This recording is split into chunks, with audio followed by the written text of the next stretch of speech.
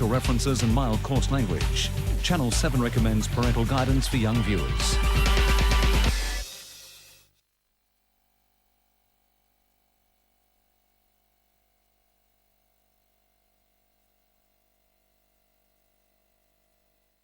You are about to see a television first. I haven't seen it myself yet, but I believe that it's wicked, disgusting, rude, and naughty. And fellas, we're gonna love it.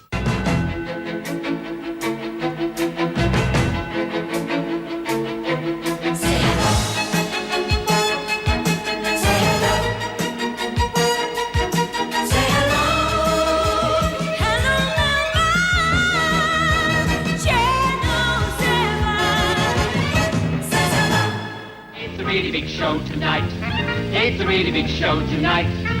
The year was 1963, the Delo and Daly Show. Just one of many great variety shows produced by 7 Melbourne.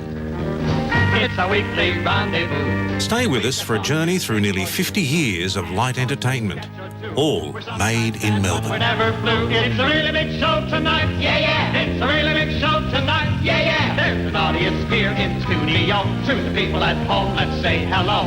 Okay, everybody, come on, let's go. It's a really big show. It's a really big show. And we all want to go. And we all want to go. Let's go.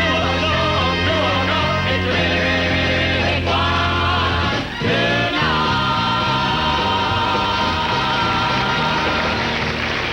Good evening. So many shows, so many stars, such as Delo and Daly. We'll be seeing more of them later. Entertainment is what 7 Melbourne is all about. Tonight we'll see all the stars and share the memories we've made with you. It's hard to believe that 7 Melbourne has been in your home for nearly 50 years.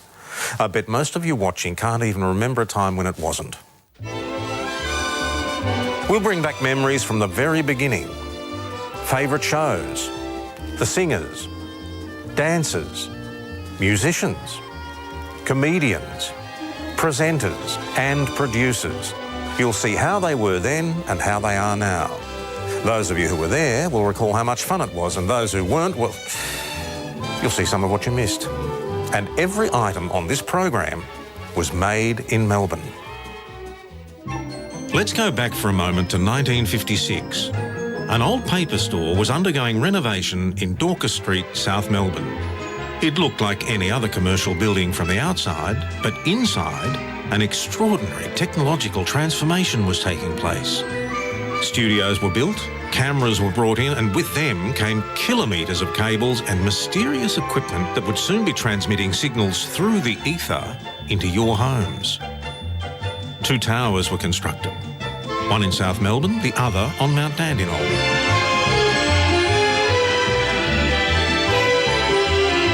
Somebody told me that when his grandmother first saw that tower, she asked him what it was. He told her they need that so they can get pictures on our TV set. Gran said, well, if we've got to have one of them on the roof, I'll stick to the wireless. It all began even before the day of the official opening, November the 4th, 1956. The first face of 7 Melbourne was a man already well known to Melbourne radio listeners and early TV viewers through 7's test transmissions. Hello, how are you? My name's Eric Pearce, and I hope that some of you will remember me. I'm here to tell you about these test transmissions, which are presented daily until November the 4th, 1956, which is the opening date of the Herald Sun television station on Channel 7. Don't forget Channel 7. Another early TV presenter was also a popular 3DB radio announcer, Danny Webb, who has a dubious claim to fame. Oh, I'd be a mug if I said I laid claim to making the first goof on television, but I suppose I did. And I lost the words halfway through and dried up and couldn't go any further. We'd like you to take advantage of these test transmissions to tune in your sets with the help of your serviceman to align them properly so that you're getting the very best picture, the very best reception on your new television station. Oh.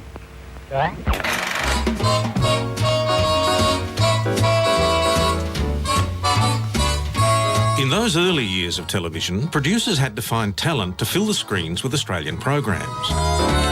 This heart of mine is gaily dancing now. They turned to the theatres,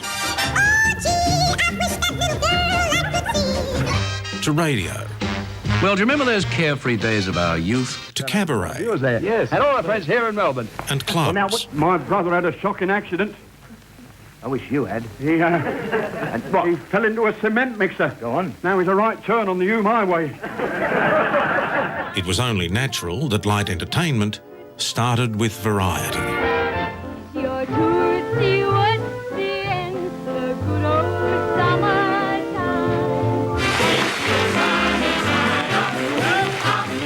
In 1958, 7 Melbourne introduced one of its most popular variety shows, Sunny Side Up.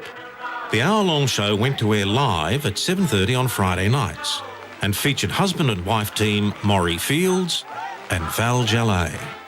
Anybody who worked in the early black and white television were overnight stars because it was a novelty. And of course, we all got weeded out as it went along, who stayed and who lasted and whose hearts were broken.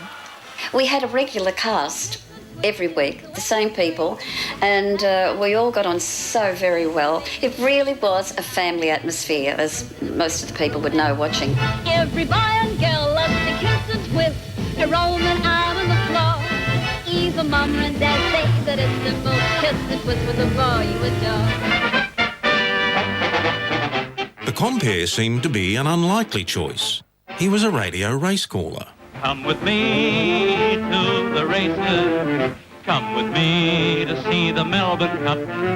No one suspected that he could sing, dance, and even handle comedy. What do you want? I want some running shoes. Running shoes. Hey, runner, right? Yeah. He became 7 Melbourne's most popular personality, Bill Collins. When two guys pull together, it's teamwork. In a show very strong on comedy, Bill appeared in the popular Over the Fence segment with Sid Hollister. On his way back, he came back via China. Oh, and did he see anything interesting in China? You know what? He told me that he saw a Chinese woman having a Chinese bath in a Chinese house. Oh, Pekin? No, he had his wife with him. Oh, yes, I see. That's the approach. Other comedy favourites were Sid Halen, Sydney from Sydney, and Honest John Gilbert. Watch this, look. Up like that, around, and how do you do? Same as that fellow I saw making that. Yes, can you do that? Yeah, come on, what? Cross chassis, look at that. Now, would you like me to wrap it, or will I send it? Neither. I'll eat it here. Will you? Yes. Good girl. We probably got a pie in the face maybe once a fortnight, but the trick with a pie in the face is not to move. So the automatic reaction is to go back. I don't want to go back now because I'll prove my point. Or well, shall I prove my point? Bang. You're out of shot, right? You can't move. You've got to stay there and really cop it. Every tender little kiss to me and a little more of this I never tasted before. Sunny Side Up covered everything, from the ridiculous to the sublime. There was the popular Mediterranean beauty Maria, and the young lady on the right was a regular in 1962 before going on to international recording stardom, Helen Reddy. Why can't I shoot you? Got my finger over the hole. It all began when Nellie said no to handsome Jack. I remember it was years later, many years later, Bill Collins wasn't well, and we were sitting talking, and he had a cane, and he said to me, "You know, love, we had wonderful years back then at Channel 7 and Sunny Side Up." He said, "But Honest John's gone, Sid Halen's gone, and now Maury's gone. It's only you and me left, and my money's on you." He died 2 weeks later. The Gambler Man. I have no idea how Bill ended up as compere of Sunny Side Up. All I can say, he was the most amazing piece of talent. Wonderfully responsive to direction, fantastic memory. He was just, dream talent, like Bert Newton. I mean, you get someone with that sort of ability once in a blue moon, once in a show business lifetime. To get two, boy, you're blessed. Bert Newton made his first appearance on 7 Melbourne hosting The Late Show. I heard Bert Newton on air He was exactly what I wanted. He was funny. He was good-looking. He could think on his feet. He was young and gullible and didn't need a lot of money. At Channel 7, we reckoned quip for quip, Bert was better than Kennedy. My first job at Channel 7, I was getting £25 a week. In today's money, it would be $50. It wasn't enough, I can tell you that. It certainly wasn't enough. Remembering I'm a bloke who went into television owning only one suit, and that one suit wasn't enough for being on television every night of the week, so you'd have to spend 10 quid, 15 quid to get a good suit, get quite a few of them. Also, no longer could you really use public transport all the time, because back in those years, it may come as news to you now, but I was a teenage idol. People used to stop you everywhere you went, and autographs and the whole thing, which was a terrific buzz for your ego, but you just didn't get anywhere. You couldn't get from point A to point B. So taxis then came into your life, and I was earning 25 quid a week and spending 40. Colin Fraser was famous for looking out the window. So Bert went into the Dorcas Street with a sign which he held up saying, "If I can't get an interview with you about my contract, I'm going to resign." I heard this loud hailer from outside down below, and I went over to the window and looked down, and there was Bert surrounded by a mob of interested bystanders shouting out, "I know you're up there. I want more money." So Bert resigned. He went through the show. At the end of the show, he said, "Ladies and gentlemen, it's been a privilege to have done this show, and I thank Channel 7 and all the team, but this is my last show." Graham Kennedy came and said to Bert, "You better come to us." Oh, hello, Bert. Hello, Roger Clemson, how are you, Bert? Roger Clemson surprised Bert on Seven's This Is Your Life. Show. I know you're on radio right now, Bert, but you're also, you can probably tell by the lights on national television, I have waited a whole year for this, and Bert Newton, this is your life. Bert made other occasional appearances with Seven over the next 30 years, but he returned as the prodigal son to host his own show in 1989.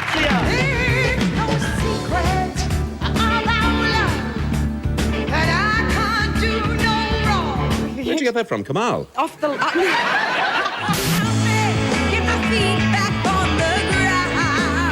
Through the 60s and 70s, Seven Melbourne produced more and more popular entertainment. I always wanted a real home with flowers on the windowsill. I just cannot wait to see you once more. It seems so long. For you and I have a guardian angel on high with nothing to do. Where's my umbrella? La la la la la. And where's my gun? You'll find him in the wee small hours of the morning. That's the time you miss him most of all. Variety shows changed, and so did television.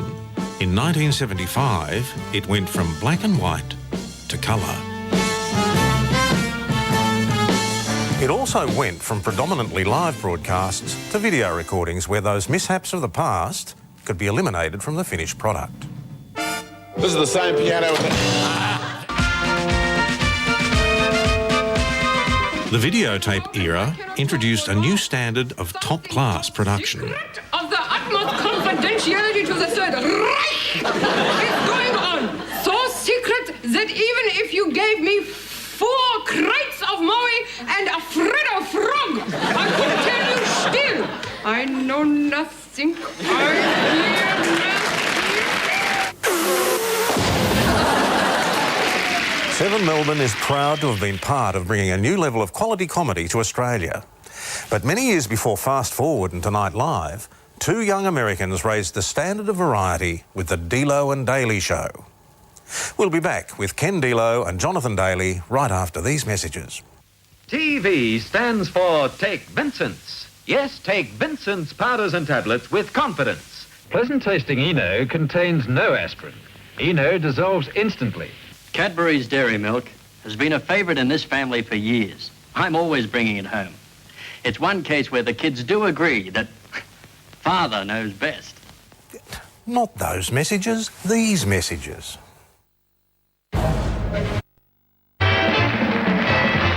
The year was 1963.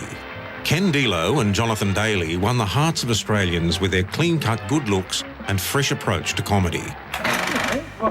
Sir, I'm just stopping you here on the street. Could you give me your name, please? Harry Watkins. I'm a bus driver. Oh, really? That's wonderful. Is driving a bus a good living? Oh, I knock down about 25 a week, I guess. I see. Tell me, are you bothered by the traffic? Oh, the traffic's awful. Just the other day, I had to stop very quickly at a red light. The way these people drive. Little old lady went by me 45 miles an hour. What was she driving? Wasn't driving. She was in the bus. She went right to the window. The Delo and Daly show was another Seven Melbourne success story. It was written by a Melburnian, Hugh Stuckey. Ken and John were sophisticated. They were young, clean-cut looking guys. They were clean. They were funny and they were clean. They knew where the line was. They never went over it in any direction. Under any circumstances. Even when they worked in cabaret, they were clean. The mayor of your town, shall we dance? We shall! One of the most famous scenes in motion pictures is the famous climactic duel. And here's our version of the historic duel. Remember a similar scene from Indiana Jones in the 1981 movie? Delo and Daly did it in 1963.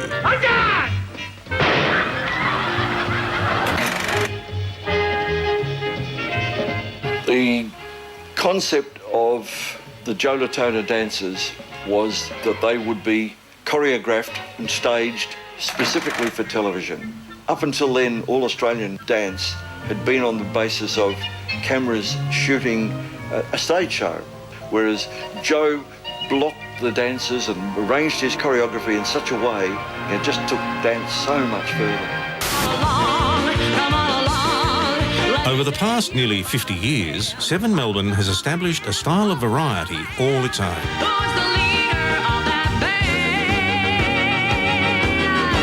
You would never believe this. You know the name of this song that Smacker Fitzgibbon is about to render? Yes, meaning to tear apart and all that. It's a song called A Girl Named Mary. I'm looking for a girl named Mary, for that's the sweetest name I know. Mary and Mike were two lovely people to work with. They were very, very good together. Very good. Mike's got a great sense of humour as well. I remember he used to rush in from the football, from commentating, and rush in, and if we had to do a duet or whatever, you know, everything was rush, rush, rush. I only want a girl named Mary, and the Mary I want is you. Here we go. If 19 comes up, you've got the car. And it's... 19! The car! Mary went on to co-host Penthouse Club with three other leading men. Jimmy Hannon.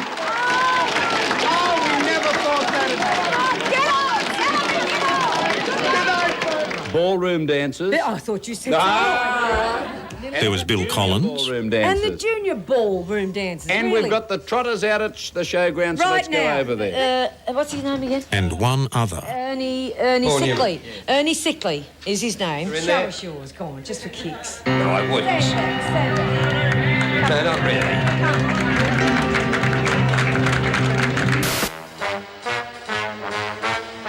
One of the most extraordinary musical shows ever presented by HSV7 was a musical program featuring all the latest songs, but not one member of the ensemble cast sang. Launched in 1957, this show introduced a lot of young performers who went on to become popular Seven personalities. The show was Your Hit Parade. Someday I'm gonna write the story of my life. I was probably the office boy, but I did help unpack the cameras that came, the Marconi cameras.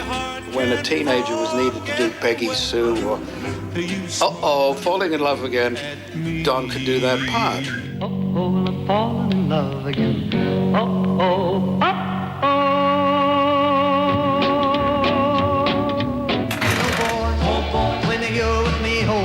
Don Carter is a comedian to play all those offbeat parts like Purple People Eater, My Friend the Witch Doctor. You didn't love me true. I told the witch doctor you didn't love me nice. The versatile John Darcy drew on his musical theatre experience to play a range of popular singers, from Elvis Presley to Howard Keel. And take that vow, 'cause I'm a-telling you now. John had been in Oklahoma, grand leading man, obvious choice. Well, Elvis was on the scene. Elvis was just starting out, and he had quite a few hits in the charts. And we just thought we'd better do something because we're doing all the Perry Comos, the Pat Boones of the day, and we thought we'd better do something for the Elvis Presley fans. But we didn't do it as Elvis Presley. We did it as a send-up. We did it as a comical situation, and they got such a response. They got threatening calls on the phone. How dare they make fun of the king? As he was. So we decided to do something straight. So I did the whole thing. I went to the hairdressers, I got my hair dyed black, and, and I went to hip twitching practice, and I saw the movie about 4 times, Jailhouse Rock, and we did it. Won't you wear my ring up around your neck? I was dressed as a butcher in one number, jumping around with a knife in one hand and Robin Farquhar in the other, and doing Won't You Wear My Ring Around Your Neck. But we weren't sending him up, we were doing it as Elvis if he was dressed as a butcher. Won't you wear my ring up around your neck? Joan Bilko, an established singer, a bit like Renee Gear of her day. The day that we wed, you blessed us and said, may heaven bestow you grace. There in that holy place, we shared our first embrace. Picture me upon your knee, just tea for 2 and 2 for tea. Bernadette Russell was Miss TV. There was a competition run, I think, for Miss Television. She'd won a trip to London. So Bernadette had her trip and won a Volkswagen. When I won the Miss TV, I thought it was rather ironic because I won the Miss TV as a singer. I signed a contract and I'm on television and I'm miming somebody else's voice, not mine. The hit parade was an incredible exercise. We tend to look back on it today and cringe. It gave us an opportunity to do variety without all the problems of recording the music, finding the singers, recording the vocalists, all that thing that, of course, makes a variety a very, very expensive operation. And the hit parade enabled Channel 7 to do a budget variety show. The show was so successful that the very first rating ever of a television show in Australia put it at 82%. You look back on those early shows, in many ways they were rough as guts, but they worked. We had people in the streets standing outside electrical shops watching the TV sets in the windows, applauding the early hit parades. Hit parades had been very popular before television came along, but the times they were a-changin'. It had a lot to do with the music, and it took everything along with it. Don Bennett took a different slant. So the Cool Cat show was on early evening, 6 o'clock, which had been children's television time. And we had a bit of the jukebox jury theme. It had an integrity, which of course didn't run for all that long. We dared to make comment on lifestyle, and that sort of show is still being done. Whether we did it well or not, we were the first. How can we talk about teenage shows in their infancy without mentioning a real baby? I'm talking about baby John Burgess and his unforgettable babes. Hey, that's the show. That's where we're going to go. Kind of hope you enjoyed the artists we had for today. Join us again the same time, same channel tomorrow night. We'll have a whole stack more for you. Right now, to close it up today, the Valentines and Build Me Up, Buttercup. However, the first teenage show on Australian television was 7 Melbourne's Teenage Mailbag. This instant success featured vocalists Heather Horwood and Gaynell Bunning, and a very young Ernie Sigley. It was very popular. In many ways, it was the forerunner of shows like Bandstand and Countdown that followed later on through other states. So Channel 7 here in Melbourne really set the precedence for the first teenage programs. Heather Horwood still has a strong connection with 7 Melbourne. Her daughter Louise is an important member of our news team. Her son Mark Pennell is a movie producer who's married to supermodel author Tara Moss. You like drummers? Now, where were we? Bobby Hanna was host of Blind Date. Johnny Dick! How about it? But there was another star waiting to be discovered. The band was the Bootleg Family Band, and the handsome young drummer was Coxie. Get a load of the hair. Another host of teenage television was a superstar in the making. Revolution with Johnny Farnham. Now my eyes are open and the missing dreams are broken by the lips of one mistake I made a while back. I took her in place of you, so when I need a taste of you, I look into my mind and see you smile back. Chasing the growing young audience, 7 Melbourne came up with a different teenage show. The frontman was radio DJ Lee Simon. Their album, which was decided that Night Move should be called the Alternative Rock Show, and people in years down the track thought that it was because we played alternative rock. The reality was it was the alternative to Countdown. We've got Peter Allen will be... And we started staging concerts around the country, mainly in Melbourne. In some small way, we felt that we had a contribution to make and were responsible for the growth in Australian music at that particular time because it gave Australian acts opportunities they wouldn't otherwise have had. One of the huge acts at the time was Skyhooks. They had taken the country by storm, had attempted to take the world by storm but hadn't succeeded in doing so, but they were the darlings, they were the sweethearts of Australian rock. They were also mischievous, they were cheeky, they had a very unique way of writing as well as performing and presenting. And for us, those of us working in the media, the dream of Skyhooks was the fact that they had Red Simons and Shirley Strawn. I remember seeing the Skyhooks on Night Moves, and I had the rare luxury of being able to see them because I think it was around the time of perhaps Women in Uniform, a song that I wasn't involved in, with a band that by that time I wasn't involved in. I remember thinking, those guys look quite good, and I find that rather irritating, actually.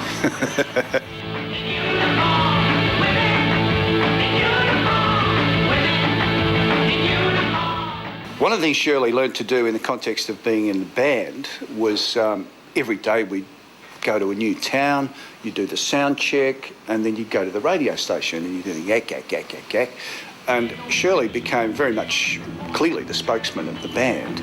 And in many ways, it was no surprise that, although it was normally considered unusual for somebody from rock and roll to end up on a kids' TV show, it was very much the sort of guy he was. Do you want to join in? Do you want to have fun? Do you want to start feeling good? You'll never go wrong if you're singing this song. 'Cause you're in our neighbourhood. Yes, you're in our neighbourhood. There was a menagerie of characters. Norm the kangaroo, who loved the stars. Kangaroo. Oh, Shirl, she's touching me. There was old Possum. Hey, Possum, have you got any more questions for Olivia? Would you marry me? And of course, Claude the crow. Crow, and I wish they'd go for good. They make me sick, so I play some tricks on the stupid old neighbourhood. One of the most surprising plaudits given to Shirl's Neighbourhood, I remember Philip Adams, of all people, was quoted sometime in the early 80s as saying that Shirl's Neighbourhood was his favourite show on television. I could never really get that. Shirley Strawn died tragically in a helicopter accident in 2001. I'm told that given that he crashed in a helicopter in a state forest, and the helicopter was clearly very badly damaged, as was Shirl, I believe the helicopter is still there, which is a kind of, a little monument to our friend Shirl. When I get the urge We'll leave you with Claude, one of Shirl's most memorable characters, who never had a good word to say about anyone. Who better to sing this song? Well, I'm in a mess because I can't repress all of these bad habits. All of these bad habits. All of these bad habits. I love every one of them. Coming up next, the afternoon shows.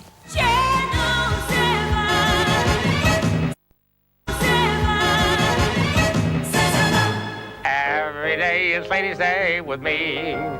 The first really big breakthrough in daytime viewing was with an American who came to Australia from New York as a stand-up comedian. Keep your date. He stayed and became a favourite of Melbourne housewives with this show. Every day is Ladies' Day with me. Here we are in Studio 1, where the show had been relocated from the George Hotel in St Kilda, and all these ladies were here to be part of Lady for a Day. They used to dress up to be in the audience in those days. Times have certainly changed.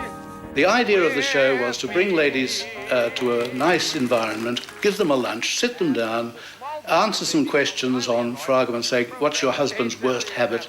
Larry would read all the entries and then we would judge the lady for a day. But it was a marvellous show, it really was. Well, here comes our star salesman, John Dawsey. Thank you very much indeed, Larry. First of all, ladies, I'd like to say hello and tell you about the best butter on the market. Yes. I mean, there was no two ways about it. This hard-talking Yank from America was revered by the ladies. Larry had gone back to America to live. He was going to settle down. He had a family in America, although he married in Australia, but he was coming back to get his Australian bride to take her home. And unfortunately, at LA airport, he had a heart attack and died. While Larry K. Nixon had been the lone star on his top-rating Lady for a Day, 7 Melbourne's next big daytime hit featured an all-star cast. Wanted to, so we're going on a summer holiday. Time for Terry featured an Englishman, Terry O'Neill. But don't forget, you'll always find a good programme when you tune into your dial on Channel 7. He was a showbiz all-rounder who danced, sang, Set 'em up, Joe. played clarinet, hosted panel games, and knew how to get a laugh. He was supported by the talents of Ian Turpie, the Horry-Dargy Quintet,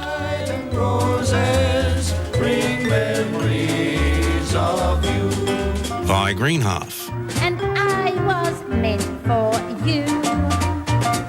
Ivan Hutchinson,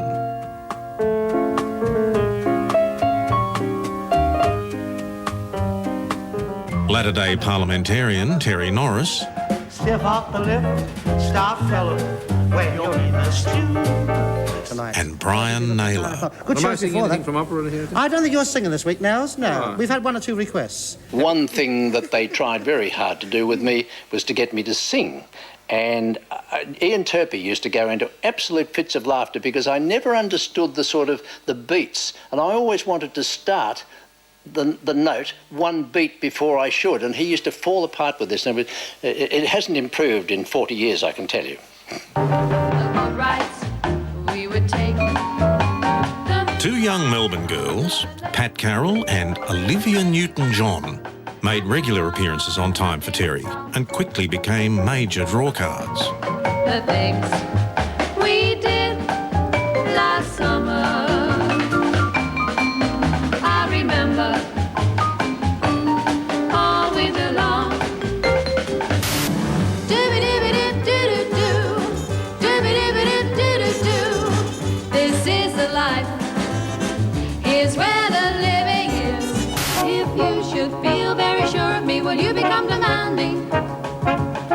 When you decide what is right for us, will you be understanding? And time after time, you'll hear me say that I'm so lucky to be loving, so lucky to be loving, so lucky to be loving you.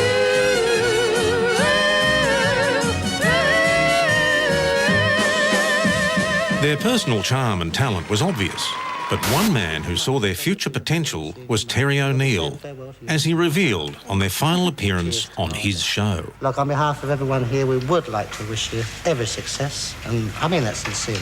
And I think you're going to have a great big success. I'm pretty sure of it. I got bets on it. I got news for you. Want to see you come back here next time as the big stars, you know, touring around. All right? Maybe movies as well. You never know. Here we are. The rest, as they say, is history. Olivia, of course, went on to international stardom. Olivia Newton-John was an absolute delight. She was a very pretty young lady, as most people would realise. She was very young at that time, very, very ardently involved with Ian Turpie, who was madly in love with her at the time. I'd be contented to live anywhere. What would I care? As long as you were there, skies may not always be blue. But one thing is clear as can be. I know that I could be... But her ultimate career really ascended very sharply once she left there. They did extraordinarily well in America in the early years, and of course we all know where she's gone since then. Oh, how can I Pat Carroll married her childhood sweetheart, John Farrar, of the four-man group The Strangers. He just happened to write 2 hit songs for the movie Grease. Remember You're the One That I Want? And Hopelessly Devoted to You? Not bad. Olivia and Pat remain close friends to this day. Brian Naylor was one of 7 Melbourne's most versatile personalities. It was Swallows Juniors that actually took me from radio to television. It was on 3DB at the time, had been for a number of years. Mac Irvine, the producer and creator of it, decided he wanted a new compere while it was on radio.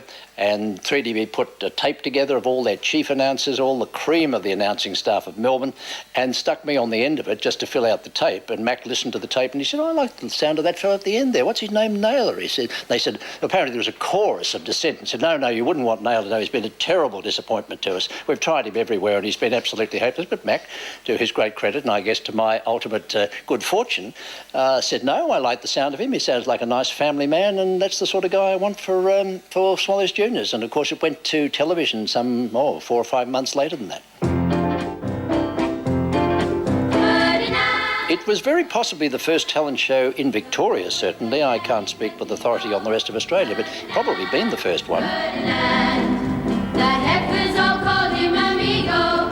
Ferdinand, Ferdinand. He'd curtsy and greet them politely. Now he knew how to tango and dance a fandango. Well, there's some great names, of course, came out of the Swallows Juniors. When you think back on it, there were people like Jane Scarley, who became such a pet of so many people and did so very well. In a pasture near old Barcelona. I know you say it's a waste of time. There's no use trying. Jamie Redfern, he did marvellously as well. And Anne Watt, who was involved with the Happy Show, of course, lovely Anne. We worked with Patty McGrath in those days. Ernie Sigley, Pat Carroll was a junior, Heather Horwood, Gaynor Bunning.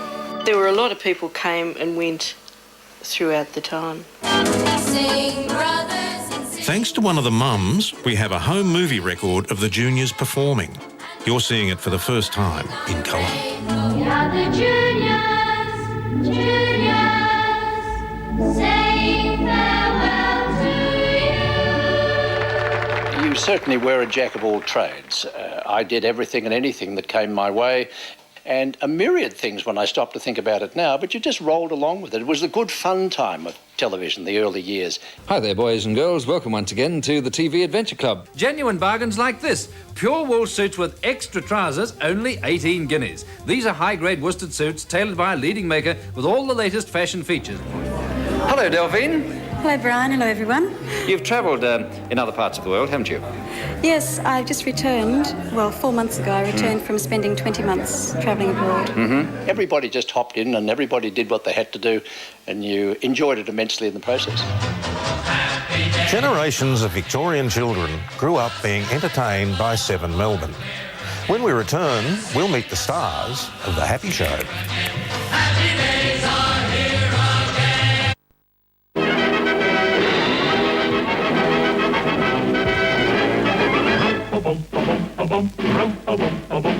again. Remember the Mickey Mouse Club? Produced by Walt Disney. You saw it on 7 Melbourne.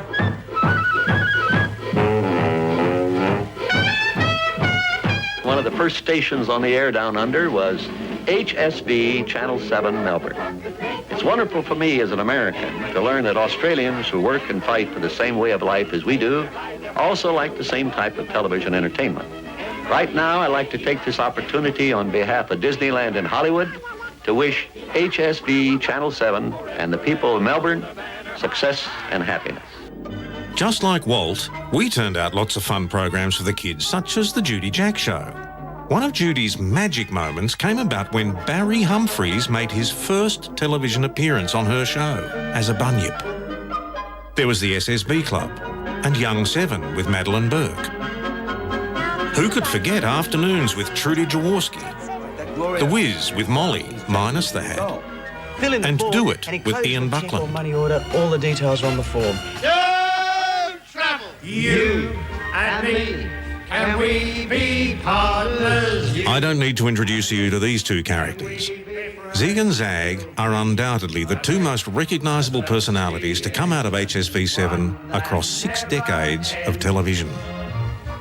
Zig and Zag happened because children were very important to the growth of television and became Peter's Funfair, and actually the advertising agency changed the name of the clowns to Zig and Zag, and nobody liked it for a start, but it worked like gangbusters over the years. We belong. You be the ham and I'll be the eggs. I'll be the coffee and you be the dregs. You be the arms and I'll be the legs of the greatest guy on earth. Here we go, Zag. When you go, be nice and happy. Love your mammy and your pappy. Be a really cheerful chappy. Be like me and the king. Yes, it's the proper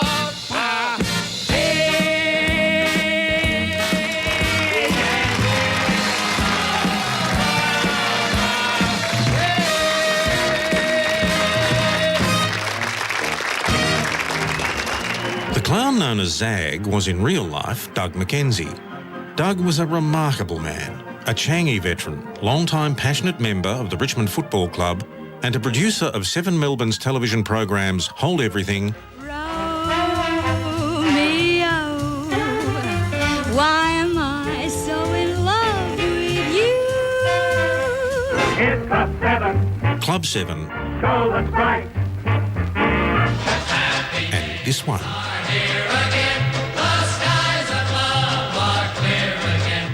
Knock, knock.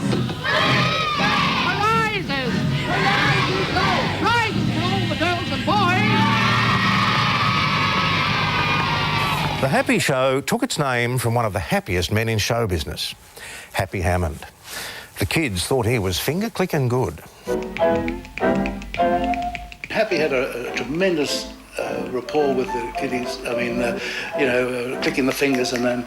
But he had a bit of a rapport with Princess Panda. There was a clash of personalities at the time, and poor old Doug Mackenzie had to keep sort of the peace. Ready? 1, 2, 3. But I loved being in the Happy Show, the kids, and with Panda and Dear Happy Hammond and Funny Face Gordon and Roy Lyons.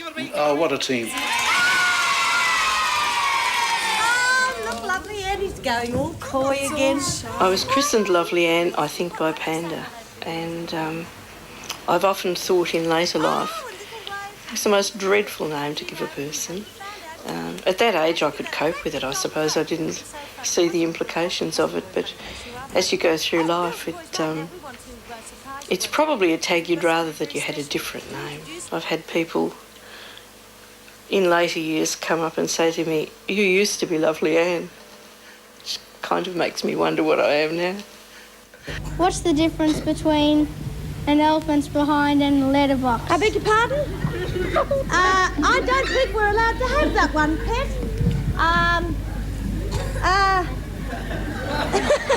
One thing we need to remember about all of these shows, just about everything was live, and the people involved were having the time of their lives. However, we didn't always get it right. Keep your eyes on Happy Hammond. And join all your Happy Show favourites every day, Monday to Friday at 10 minutes to 5 for Australia's most popular children's program from HSB7, The Happy Show. Happy days are here again.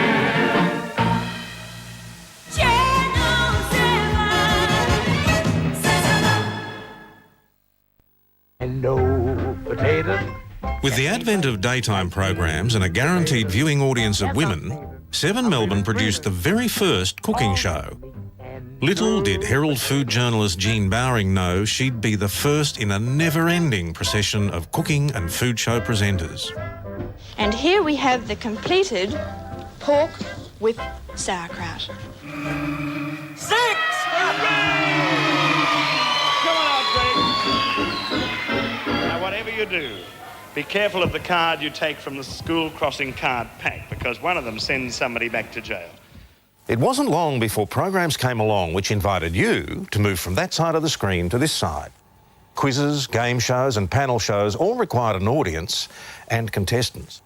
Appearing on television was available to everyone in shows like Video Village, hosted by Danny Webb. Norm Spencer came to me when he moved over from Channel 9 to Channel 7. Norm Spencer said, Dan, here's the show that's going to make you or break you. He said, you'll have to put everything you've got into this show to make it work. And I suppose to be promoted from just being on television to mayor of Video Village was pretty good. Liz Harris was the mayoress and Ivan Hutchinson was the town band.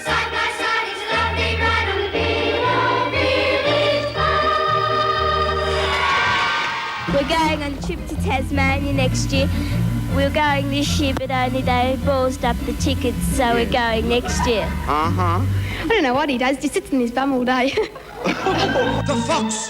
The fox! You never have fox a fox! The producer, Natalie Rain, she had a very, very theatrical background, but the songs she used to choose for us to sing, they were sophisticated songs that required quite a lot of work. Liz Harris could cope because she was a singer and she'd been trained. I had no idea, and I couldn't learn the words, let alone sing the songs. With great finesse, he more or less clobbered him. Even a giant who was 12 feet 2 would run away if the fox said boo. They'll never have fox a fox! They'll never have fox a fox! So I had a lot of trouble with, we all had a lot of trouble with musical openings to Video Village. Fox! They'll never have fox a fox! Panel shows were extremely popular. One of the best was Tell the Truth, also hosted by the ever-ready Danny Webb and later Mike Williamson. One program was taken very seriously. It's academic. The man with all the answers? You guessed it, Danny Webb. Deport. That's right. Which Australian state originally It's Academic was a show that appealed to me very much because, you see, at that time I had children who were at school. Just remember to wait until I name your school before you answer the question. If you answer it before, you'll lose 20 points. It's funny that now I'm older and sometimes requiring medical attention, I go to a doctor, or a specialist worse, and he said, I remember you. You're from television. Weren't you in television? Yes, why? He said, you failed us on It's Academic. I'm not sure that I can help you, Mr. Webb. Quiz shows just kept coming. Jeopardy began with Mal Walden, followed in a later version anchored by Andrew Harwood. Vicky Bailey, come on down! The Price is Right had its share of compares, including Horrie Dargie in 1963. Ian Turpin!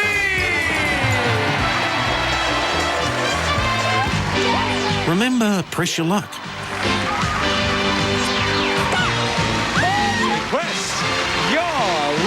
And now here's your host, the star of Press Your Luck, Ian Turpin! How about Reach for the Stars? John, it is the boys' night on Reach for the Stars. Indeed, I'm afraid the man has come out victorious over the two girls. It's 8,000 and one of them has 7,000. Great temptation. Shortly, and you've either won $25,000 or maybe 28.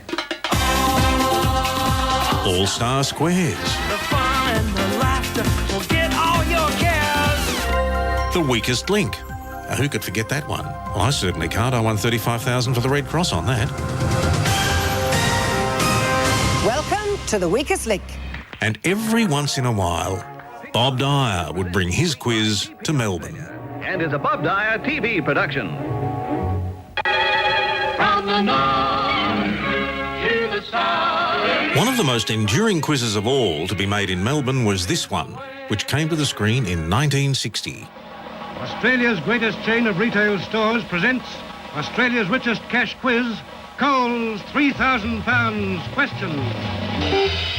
Here's the man who will quiz contestants from the four corners of Australia, your host, Malcolm Shirl. The people of the nation. The show changed its name, the producer became the host, and its major prize doubled in number, but not in value, when Roland Strong took over Cole's $6,000 question. Thank you very much indeed. Nice of you to join us once again for Australia's richest cash quiz. Roland was an experienced veteran, capable of handling any situation. In front of you, on the table, you have a card face down. Don't take it out yet, please. Is the card not there? It's slipped. Can you find it? No, I can't get it. All right. We're having a little bit of trouble about the card. It must have slipped under the machine. I may be able to get it. Can you find it? All right, we'll take a little bit of time off. Here, a little bit of a struggle, but I guess you'll find it. All right, we're having a little bit of pencil trouble, I know that, but at least you wrote the figure. I saw what you wrote. You wrote 500. You did. You're all right again. You get 2 points. Righto, we'll get over these little problems as we go on. Breaking of pencils. You're pressing pretty hard. Have you run out of pencils now? We'll have to give you another pencil. All right, this is coming up. Little problems. Now, would you give me your two definitions of lucubration? Putting thoughts on paper, shall we say, writing. The other one has some connection with night. Doing this of a night time. Doing what of a night time? Thinking and writing. I'm going to pass it. I'm going to give you $6,000. This program has been on the air for 7 years, almost exactly now. This is the hardest decision I've ever had to make, but I don't think I could possibly fail you, but you are so right in so many departments. It means nocturnal study or meditation. You said thought, and you said at night. It also means a literary work. They're two things that are slightly different. I don't see how I could possibly fail you. Sir Edgar Coles, I'm sure, will agree with me when I hand you his cheque for $6,000. I hope he does. I think he will. Today, of course, we have Deal or No Deal, where the stakes are considerably higher. $200,000. What do you do? The man's mind is made up. He's throwing caution to the wind. You're absolutely sure about this? Something says no deal. So, no deal.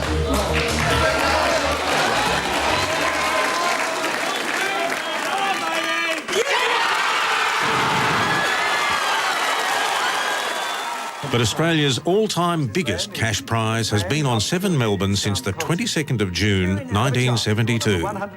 Tats Lotto, where the prize money can be over $30 million. Ask yourselves, when will our numbers come up? Now, if sex isn't part of your life, you've got exactly 10 seconds to adjust your set. There have been a few shows along the way which were hard to define. One of them was called Dr. Feelgood. I think the title says it all. Another indefinable show was Man Oh Man. The star of this show was Rob Guest, who went on to international stardom as the Phantom of the Opera. And he also had 10 beautiful assistants to keep things on track. There was 4 dancers and 6 models that they actually selected. They actually had to dance with the guys.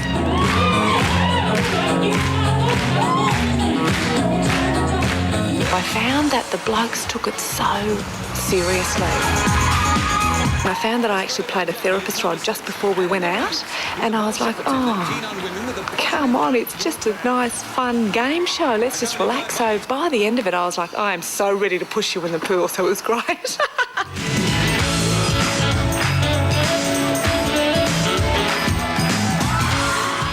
be shattered. Absolutely, they'd be going, I can't believe that I got pushed in a pool, and I'm just going, oh, really? Like, get a life. That's how I often felt. Sophie, what talents did you show them in that audition in order for you to get the job? Because I hear you got a special talent. Viewers always look for a laugh, and we've produced lots of comedy shows. Greeks on the Roof. Can you show us that stomach thing now? Yes, Sophie, show us now. It might turn you off your food. Hey, can we get a bit of music for this? You ready?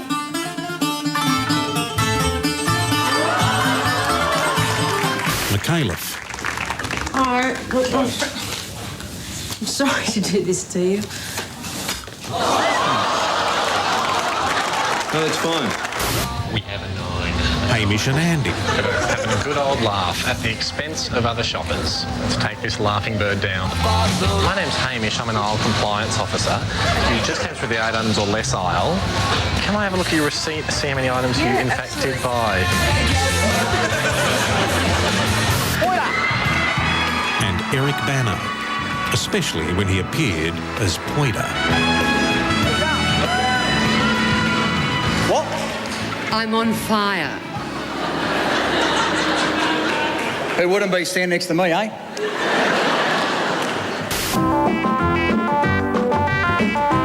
Back in the late 60s, we entered the precarious field of situation comedy with a show called Joan and Leslie, featuring an English husband and wife team. Well, stop that diabolical racket. They like music here, you know. We're in Melbourne country. We're in the middle of the city. Melbourne. They named it after Melbourne, you know.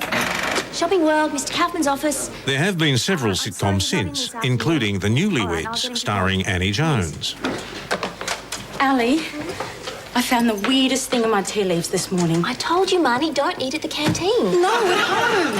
I looked it up in the Encyclopedia of Tea Leaves and it said, a surprise announcement in the wind. So I threw the I Ching, laid out the tarot cards, and they both said, a wedding. Really? Do you know anyone that's getting married? Well, Marnie, as a matter of fact... Because I'm going to kill them. It's not fair. I can't find a single boyfriend and someone's getting married. Acropolis Now with the out-of-work Wogs, whose special guest in their first episode was Warren Mitchell, better known as Alf Garnett from Till Death Us Do Part. Today, you become a man. I leave you in charge of my company. Mimo said to me, Costas, you crazy, don't do it. But I say, no, he's my son. He's not very clever, but he's my son. Look, would you whack an egg on me stomach sticking to me spine? Let's face it, Dad, your stomach and your spine have a very distant relationship. Crawford Productions came up with a bright idea. The main character was a pop star, but instead of casting a comedian, they chose a real live pop star. Melbourne's musical son, Johnny Farnham. Anything money could buy? Playing his father was veteran Maury Fields, and the show was Bobby Dazzler. It was just a wonderful combination. They both wore their roles like a glove. Maury playing his father and just arriving on his doorstep and wanting to live in his flat, and to the young lad whose career was supposedly starting off as a singer, as the storyline went. But John really loved Maury. Most people did, of course, but he particularly got close to him. He said he learnt so much from him, and he just loved his comedy and his comedy timing. And Listen, let me tell you something, son. Let me give you a few wrinkles. OK, you'll never miss him. And John, even though he called him Dad in the series, away from the series, he always called him Dad. Even now, all these years later, I miss Dad, he says. He's not the only one. I believe for every drop of rain that falls, a flower grows. Don't know about that fashion, John.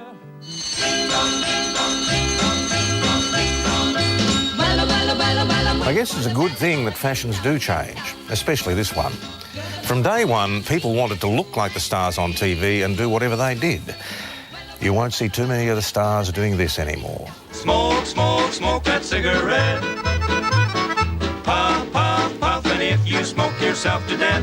Tell St. Peter at the Golden Gate that you hates to make him wait, but you just gotta have another cigarette. You've seen 1961. Programs in production exceeded the capacity of the existing studios, so 7 Melbourne acquired a cinema in Johnson Street, Fitzroy, and turned it into a teletheatre. There was a certain degree of irony because it was television that closed the cinema down in the first place. I used to love hanging about here at the teletheatre, or even down at Dorcas Street, where they would be doing, say, Club 7 or Sunnyside Up, of course, out at the thing, or Hold Everything and Top of the Town and all those shows. And I suppose if you looked at them now, you'd say, oh, that's pretty gauche. But look, audiences were less sophisticated, and the whole thing was predicated on entertaining people. It had its uses, you know, it was good for big occasion variety, but as a studio it had major shortcomings. One of the most successful of all programming executives was Melbourne legend Norman Spencer. Norm joined HSV7 in 1961 and became the driving force behind some of our finest productions. Everything we say here, as you know, is censored by Mr. Norman Spencer. You must say that word in bated breath, you know. I gave him my book the other day with all the little jokes in it, all the funny jokes, my BF book. That's a bumper fun book. And he looked at my book, you know, and he went, that's all right, that's all right, that's all right, that's... That's out. When Norm Spencer came from Channel 9, I think there was a great boost to variety, certainly at Channel 7. You had showbiz tending to sort of lead the channel more. I've always considered myself my own worst critic, but as Norm Spencer said, not while I'm alive. With all its inadequacies, the teletheatre was home to lots of regular shows, including The Entertainers, Sunnyside Up, The Delo and Daly Show, and the Barry Crocker Comedy Hour. Barry's show featured a lot of great young stars of the future, including a very young Michael Caton, Denise Drysdale, and Paula Duncan, along with Abigail and Colleen Hewitt. Ladies and gentlemen, here he is, the king himself, Graham Kennedy. How can we forget the Mike Walsh Show?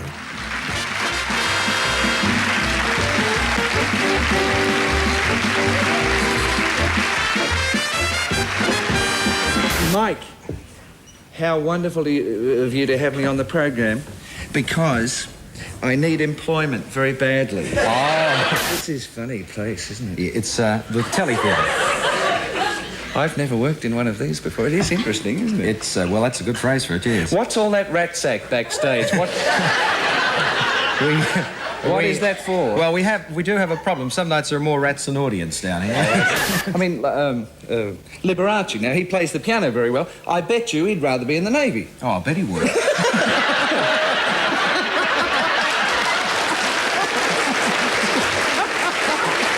Well, you said it.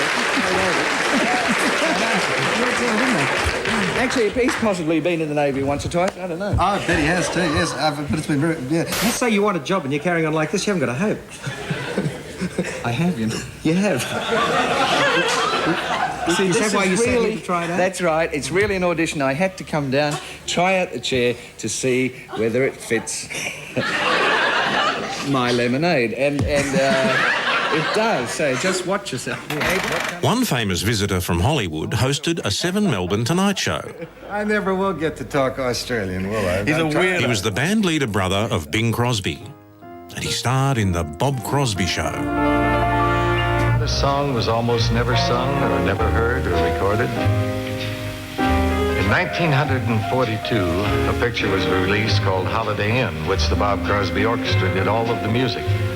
The stars of that picture were Joan Caulfield, Bing Crosby, and Fred Astaire. And of course, the music was all written by Irving Berlin.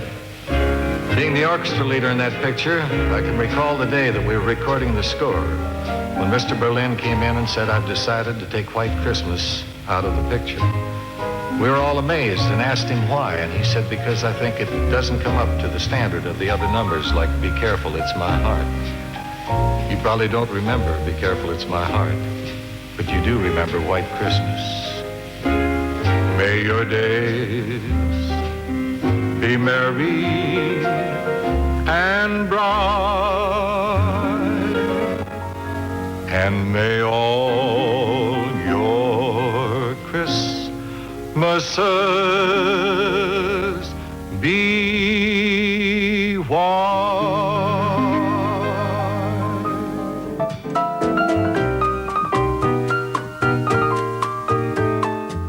Many of the 7 Melbourne variety programs shared a common thread. The in-house pianist, who later became the musical director, was Ivan Hutchinson. A consummate professional, Ivan wrote and played many of the themes which identified the shows.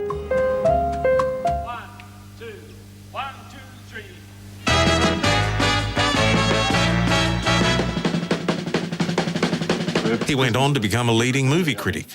With Jim Murphy, Two on the Aisle became Australia's first film review program. For that reason, primarily. And I'm quite proud that Two on the Aisle was the first movie review program on television, and it came about sort of by accident, because Ivan and I used to meet at Sunny Side Up rehearsals on a Friday and talk about the films we'd seen, and we yarn for hours about things like that. And I was saying one day, sitting out the little cafe around near the Telly Theatre, this would be good to do something like this on television. I don't know whether we went together or whether Ivan in fact spoke first to Gordon French, who was the program manager, and Gordon loved the idea and said, yeah, we'll do it, but we won't do it as a movie host, we'll do it as a program in its own right, which, I mean, we hadn't dared hope that would have happened. Ivan, well, the phrase that springs to mind immediately is nature's gentleman, I think. He was an icon in the best sense of that word. It's overused now, but Ivan was part of the city, and people would see him going in and out of cinemas, and they'd say hello, and he was always a little bit embarrassed, I think, about being recognised, but Ivan was accepted as really part and parcel of Melbourne. Ivan and the Telly Theatre came into their own when 7 Melbourne produced a number of great specials there. One of my favourites featured Pat Carroll and Olivia Newton-John. There's something due any day. I will know right away, soon as it shows. They make them kind of falling down from the sky, gleaming inside, bright as a rose.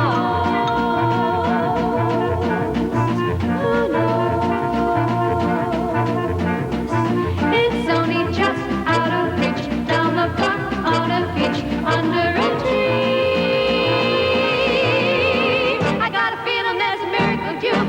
Come true, coming to me.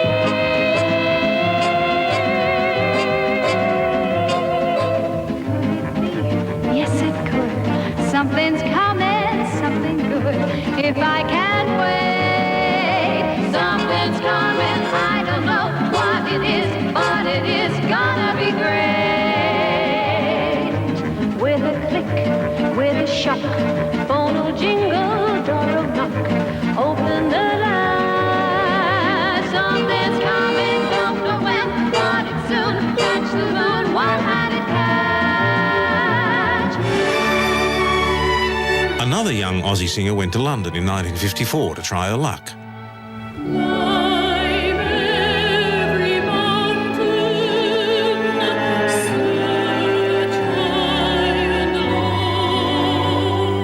June Bronhill, who took her name from her hometown of Broken Hill in appreciation for the citizens paying her travelling expenses.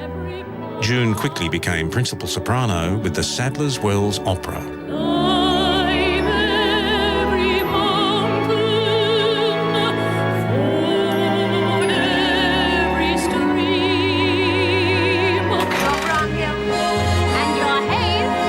One of the more memorable moments was when June teamed up with Nancy Hayes.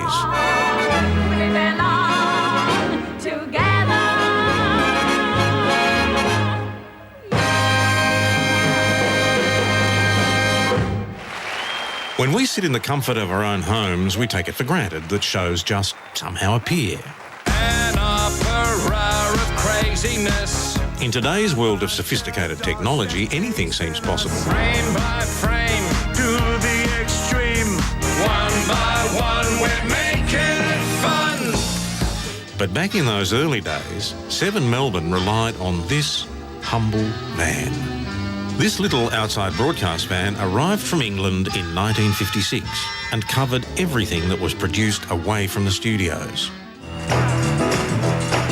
The era of TV specials brought some of the world's greatest entertainers to Australia, and they chose to record their concerts on location with 7 Melbourne. The great Ray Charles, whose life story is the subject of a major feature film.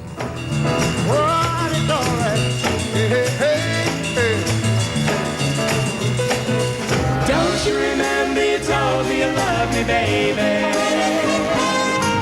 Critics assumed that Karen and Richard Carpenter could not replicate their studio recording sound in live performance. How wrong they were. Well, ladies and gentlemen, I hope you share my enthusiasm for the music I'm about to play for you right now, because I'm going to play all the George Gershwin I know. During one of his Australian tours, Liberace discovered Jamie Redfern, an ex-junior from Brian and the Juniors, and took him back to tour the United States. Australia has been Shirley Bassey's second home since she made her debut here at the age of 19.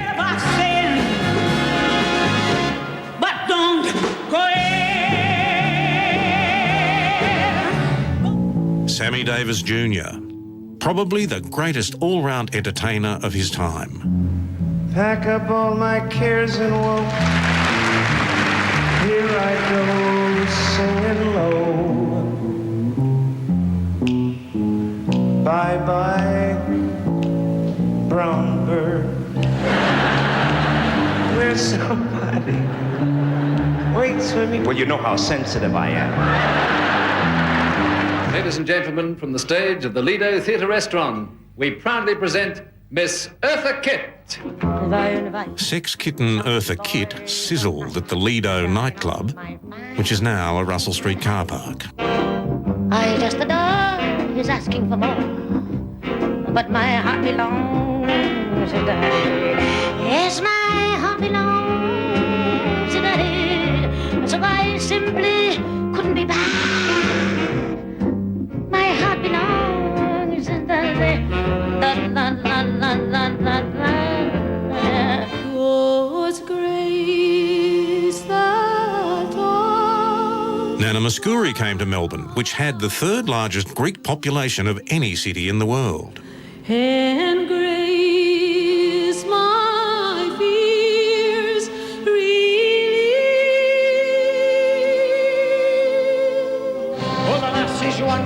Andy Stewart showed us what was under his kilt.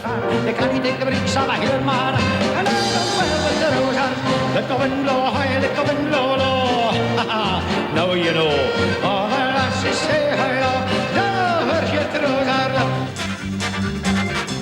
Popular German-born conductor James Last introduced a distinctive big band sound which sold millions of records. He claims to have released 197 albums to date.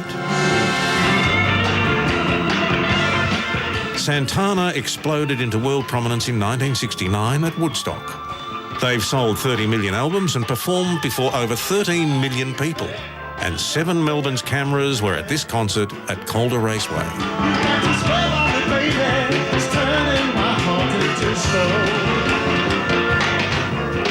Ladies and gentlemen, Peter, Paul and Mary. Melburnians took Peter, Paul and Mary to their hearts, and so they should have. They won 5 Grammys, produced 6 gold and 3 platinum albums, and 13 top 40 hits.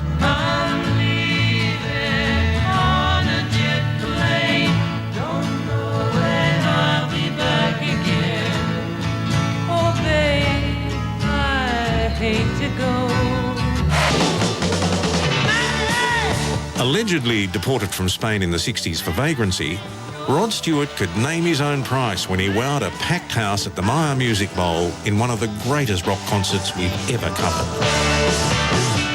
Now, they were all great shows, but we also produced some super specials featuring our own Australian talent. Don't you go away. They're all made in Melbourne. You've been a part of all our lives through the years. Your stars are in our eyes, your music too. Yes, you put on quite a show. And Melbourne, we just want you to know. Take a bow, dear old Melbourne. You put on quite a show. Oh, Melbourne, you put on quite a show. You decide who'll win Dancing with the Stars. Vote for your choice by calling 1902 555. Then 012 for Ian or 017 for Tom. Or SMS them. Dreams that make me cry.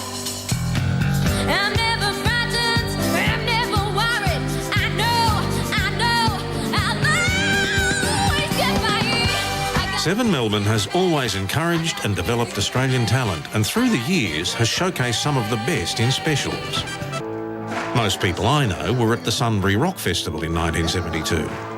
It was a weekend of music, an unforgettable experience, a teenage statement.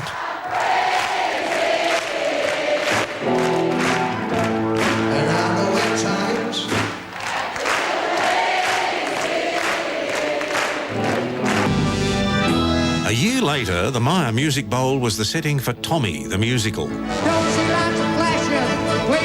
It was a sensational success. Not surprising when the cast included Billy Thorpe, Darryl Braithwaite, Linda George, Doug Parkinson and Colleen Hewitt.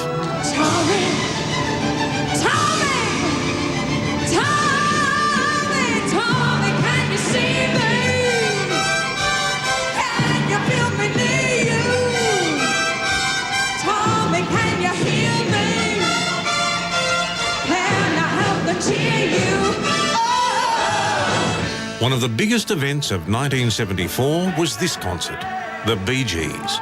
Festival Hall was well and truly alive as the boys performed their greatest hits. Till I finally died, which started the whole world living. Oh, if I'd only seen, oh no, at the joke was on me. How can you mend this broken man? How can a loser ever win?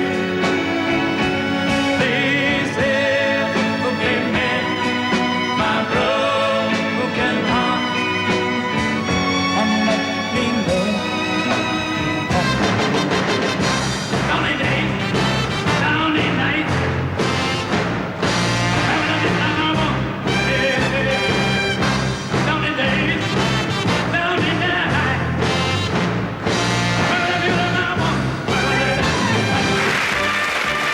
Australia's greatest comedian, Dame Edna Everage, recorded her special in 1986. Dame Edna had invited what can only be described as the who's who of Melbourne to be in her audience. Ian Meldrum, have we a question from you, my darling? Yes, Dame Edna, you once brought out a record called I'd Like to Have a Son Like Elton. Do you feel with Little Kenny you have achieved that goal? Well, Elton John is a close personal friend of mine and of yours, Ian. I keep calling you Ian, though I know you like it. You have a stage name of Molly. But I just can't get used to it, that's all, darling. He's everything a mother would wish for. He comes into my room, Eric. I keep looking at Eric Pearce. You don't have to get a close-up of him, they've seen him. He comes into my room. In a minute, Mr. Frank. He comes into my room. At night, he sits on my bed, and you know, he chooses the moment when I've had half a moggy. I've always had half a moggy when Kenny comes into the room. I said, Kenny, I'm exhausted, darling. He sits on the bed. He said, I have to tell you something. I've been wanting to tell you this for years. I said, tell me now. I said, tell me what? He said, no, I have to tell you. He said, what was it he said? He said, I'm hilarious, he said. He said, I've been hilarious for years.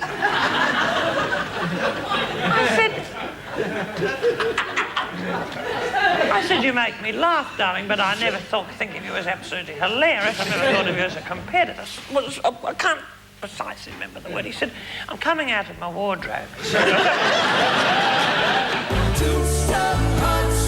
We stick together like a honey. King of pop, king of Moomba, king of everything. John Farnham has recorded his concerts with us for years.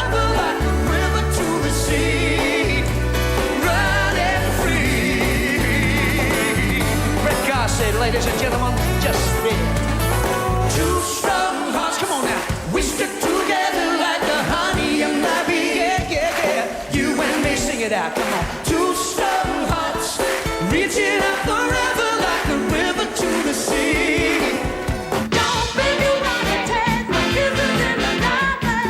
There was one special that had a very special significance. It was produced to celebrate the 150th birthday of the state of Victoria. And Deborah Byrne, an ex-junior from Brian and the Juniors, was there to open the show.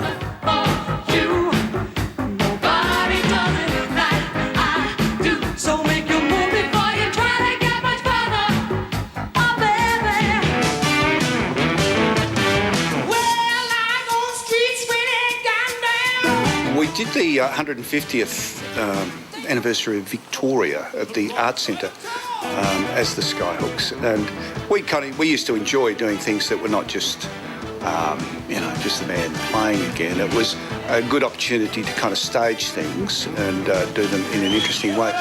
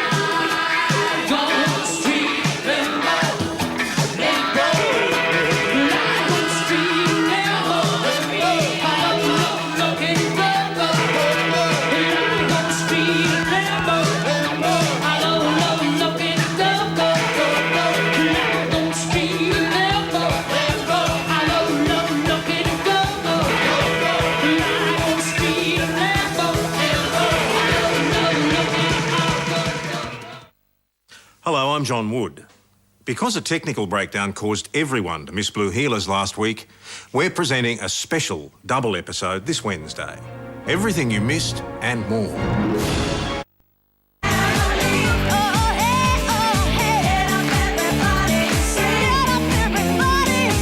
The Good Friday Appeal was telecast for the first time by 7 Melbourne in 1957. We've helped to raise over $138 million for the Royal Children's Hospital, and we've been supported by just about everyone in the business.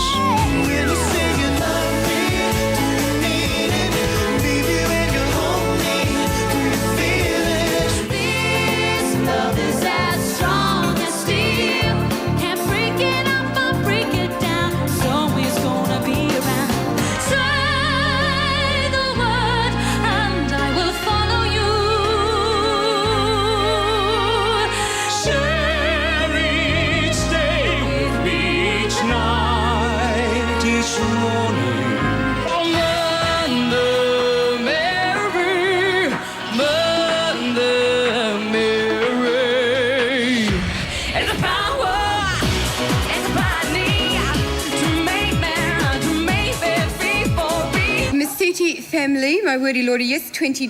Thank you very much. Okay, next, the kid on the end.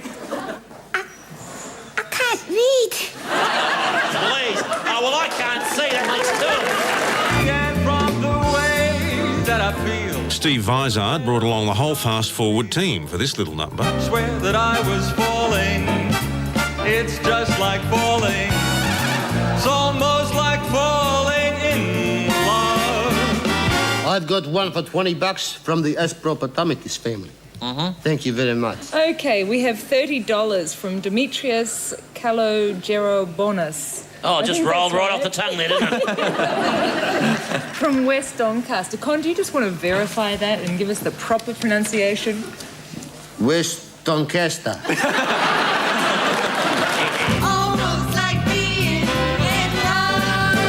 I got the best donation here. I got Joe, Adam and Frank Nakarada.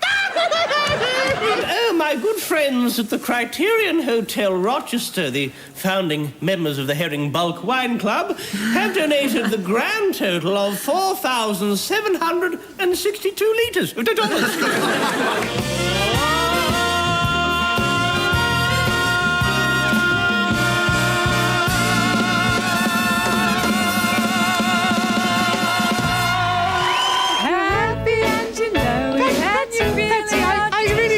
This constant smiling. Cut it, Mr. Music, thank you. I've been smiling for 30 years. Yes, that's all you're born to do, darling. But let's do something slightly different, shall we? If you're happy and you know it, then you really ought to show. If you're happy and you know it, clap your hands. Big round of applause for me. Thank you.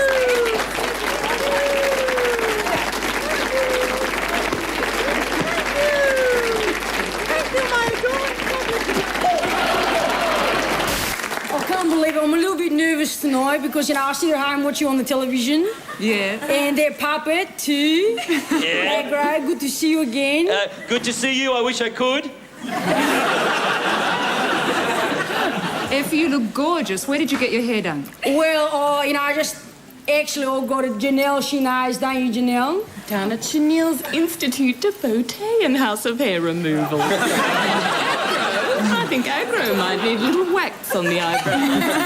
Come down, come down. You wouldn't let them wax you, would you, aggro? Wax me? No, I don't even wear bikinis.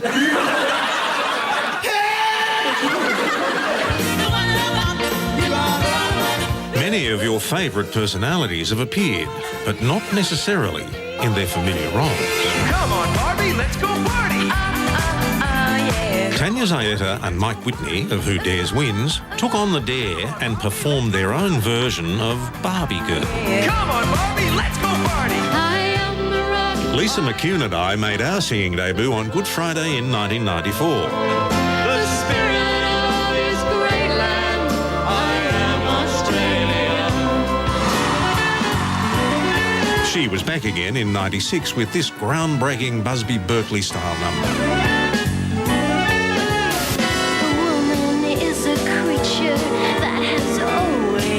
Been strange. Just when you're sure you found the one, she's gone and made a change. Is you is or is you ain't my baby?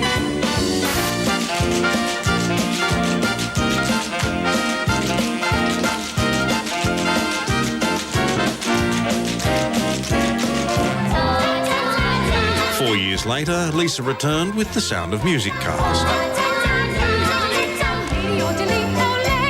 Time is a traveler, Tenterfield satellite, turn your head. I want some hugging, squeezing, bugging, some teasing, and some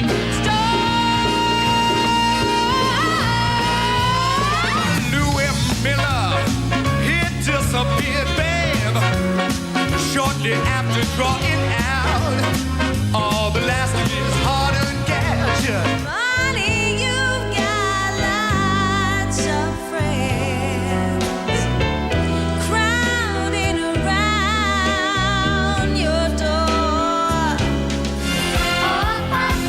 We're totally crazy. We get on a lady, men's shirts, short skirts. We really go out and doing it in style. Shadows of the night, they are coming when the moon shines bright.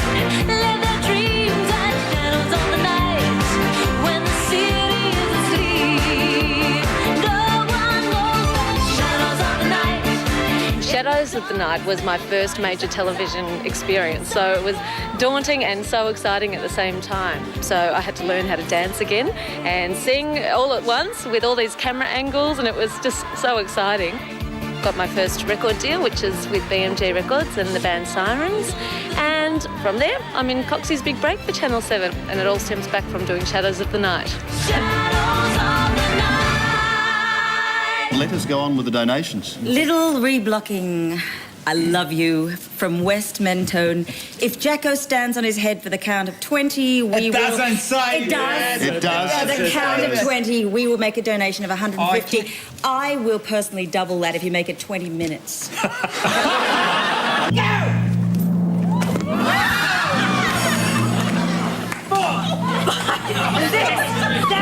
8, 9, 10. How are you, Bert? Oh, please do. So good to be working with you. And I want to tell you something, Bert. I love you.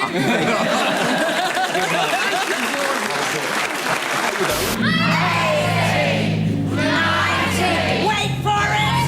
Wait for it. It's not perfect.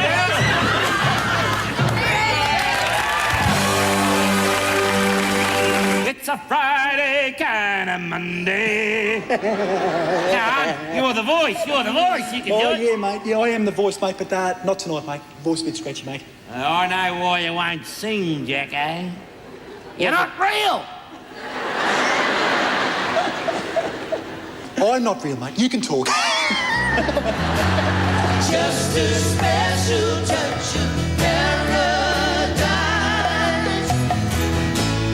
Just a touch of paradise. Yeah, yeah, yeah. As the world gives us its best to stand apart from all the rest, it is the power of the dream that brings us here.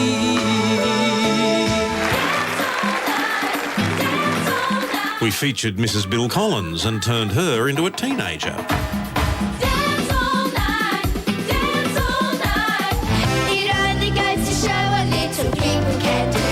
Australian Idol runner-up Anthony Kalea first appeared in 1994 and returned in a group that we put together in the year 2000.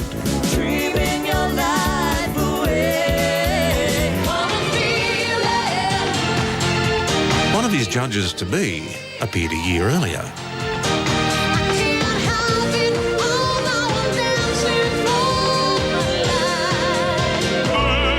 Opera Australia has always supported us. Performing with Suzanne Johnston was Roger Lemke, a former 7 Melbourne videotape operator.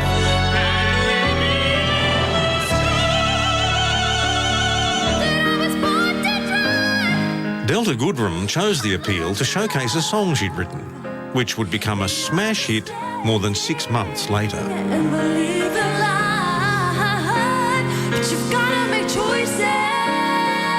Be wrong or right.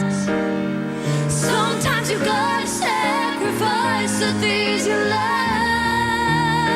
But I was born to try.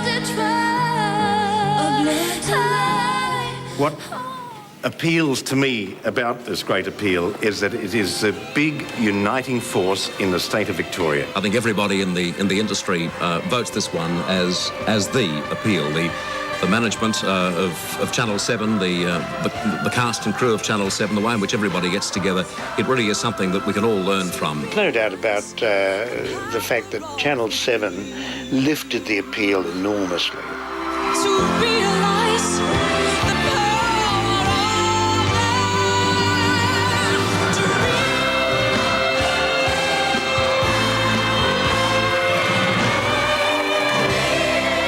When we return, we'll present 7 of our most memorable moments.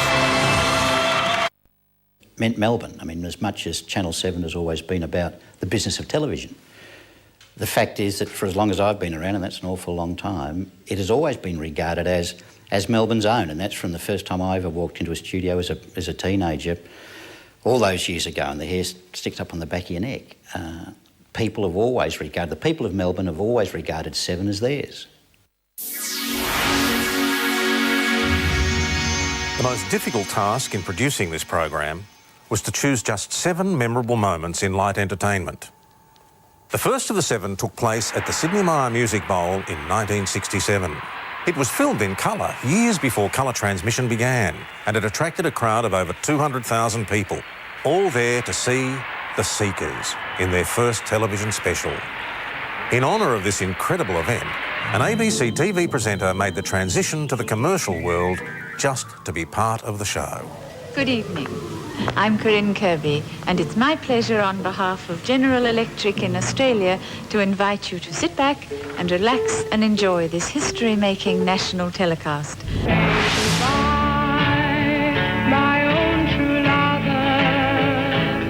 This triumphant return of the Seekers following their huge overseas successes was part of Music for the People, a series of summer open-air concerts which Seven had always supported. There was no admission charge in those days.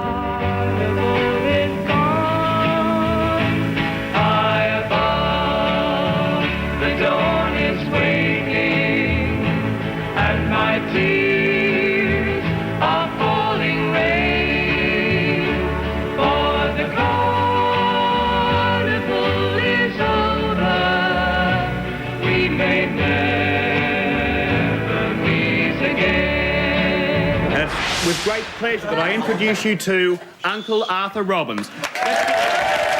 Our next memorable moment wasn't any one standout performance. It came in the form of an original creative idea for a comedy show, The 11th Hour. What made it memorable was that the style of the presentation became the format for every other comedy show that followed. Oh, how do you do? Arthur Robbins here. Or you can call me Uncle Arthur. I'm commissioner here at Channel 7. Have been for 20 years. Oh, they all come past my desk and I got a wink and a wave for all, and they're beaut young kids, you know. You could really go for her, couldn't you? No, I couldn't really go for her. She's on the TV, I'm here. Yeah, but if you met her. Even if I met her, I'm in a relationship with you, aren't I? Okay, but if you weren't in a relationship with me and you met her... I don't want to get in one of these hypothetical discussions, all right? I just don't understand what you're doing in a relationship with me when you obviously prefer someone like that. Who said anything about preferring her? All I said, she's quite attractive. OK, I admit, maybe if I met her, maybe if I wasn't in a relationship with you, maybe if she took me into a room and put a gun to my head and took my clothes off and forced me to have sex with her, OK, maybe I wouldn't call the police. But... You've been fantasising already. I think they should disenfranchise women voters, and I think all Catholics should be taxed double. Give us a ring. I want to know your opinion. I don't want to be controversial. Give us a ring. Let's get things happening here. Darren Hunch, I'm ready to go on any of those issues. Let's get things happening. I'll tell you, geography's really funny, mate. It's really funny, mate. Right? What we do, right? Sue puts a map up on the board. It's really funny. And he goes, which is the best route, mate? That's what I just done in that, because Miss goes, she goes, Kylie, why don't you tell the class, like, where you find moles, and I'll go to Amanda's house. Mr. Punjab, you've been accused of being a quack. What do you say to that? Oh, the people are always saying this quack, quack, quack, quack. What does it mean? A duck goes quack. Going through hundreds of hours of videotapes, the producers discovered this little gem. Nice, you look just like Princess Anne. I'm curious. It was part of a comedy series called Big Girl's Blouse, and some very familiar characters made their television debut. Once you get your macrame pot holder on that loving Where's bloody Sharon? She was meant to be here an hour ago. Hello, everyone. What the bloody hell happened to you? Last night. I'm starving. I might microwave some Hutton's footy franks. Anyone want one? What the bloody hell do you think you're doing, Sharon? The makeup artist has left and I'm not having someone who looks like you at my wedding. But what is your problem, Kim? You know I've got touch footy commitments. There are other things in this world besides you and your bloody wedding, Kimberly Day. I won't give up my touch footy for anyone. Touch footy! Touch footy! Touch this!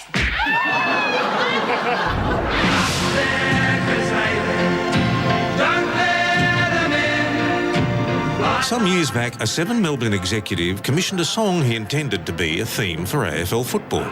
It was expected to be no more than a jingle, but it turned into a #1 hit.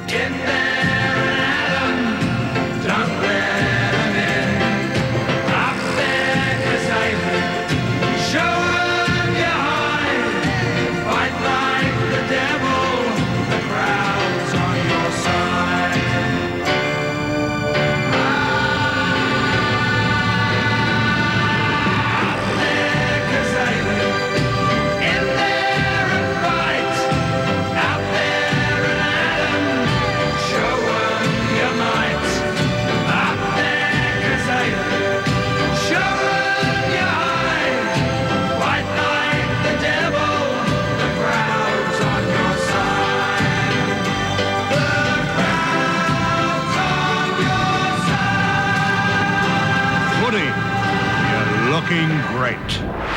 Talk about love. This memorable moment is one of the most poignant ever seen on television. We first met Lee Todd in 1999. He was born with deformed legs, and since we first saw him, he's been fitted with a series of artificial legs.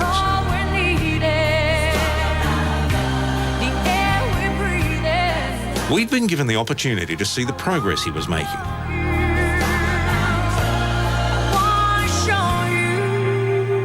Please make welcome Mr. Lee Leaping Todd.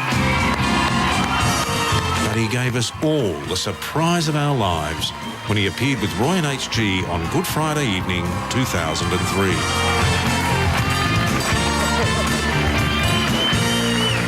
Well done, and thanks very much for coming in, Lee.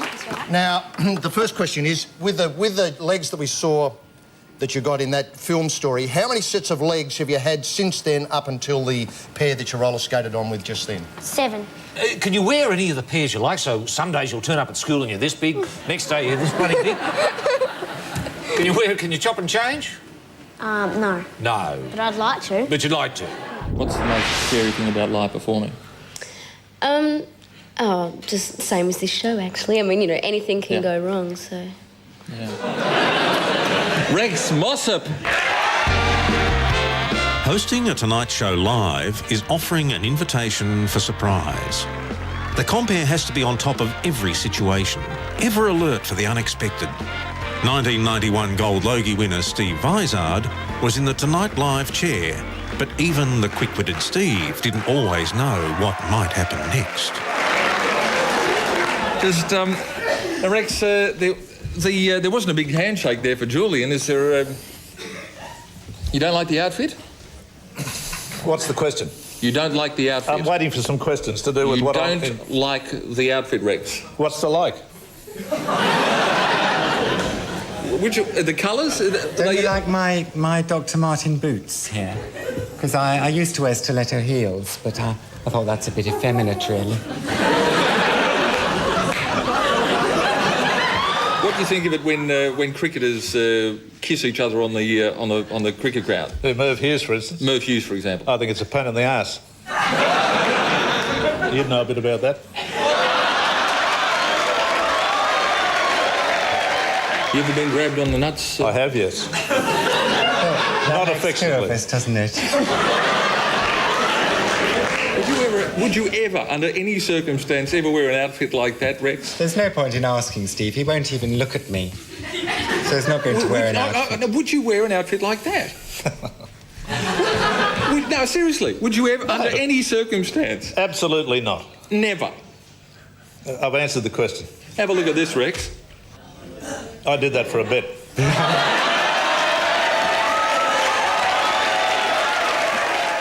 Sorry, I'm interrupting you all the time, but it's fun. But That's all right, it's great on a 2-second delay.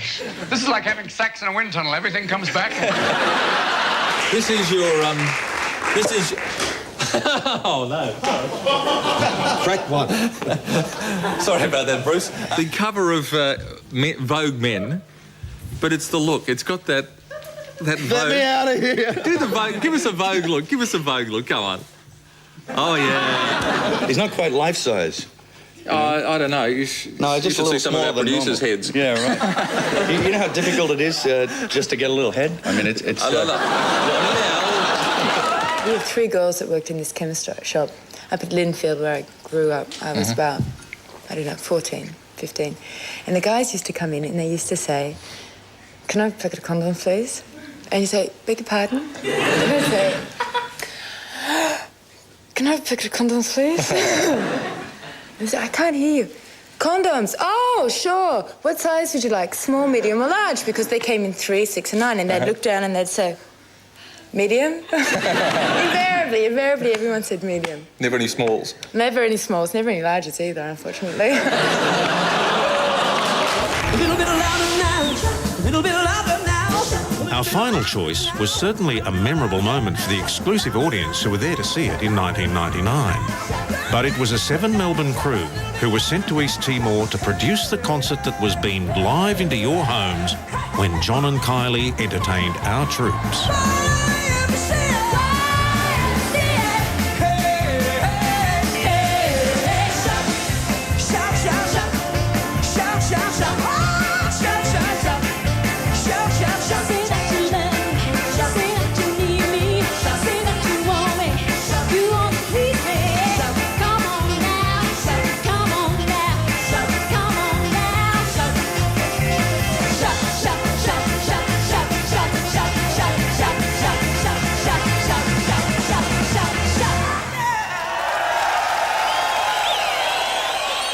I hope you've enjoyed sharing our memories of almost 50 years of light entertainment made in Melbourne. The tradition is alive and well, and as we speak, we're producing shows that are close to my heart, like Dancing with the Stars and Deal or No Deal, for your enjoyment. We're proud to have been part of your lives, sharing a remarkable partnership which we intend to continue for a long time to come.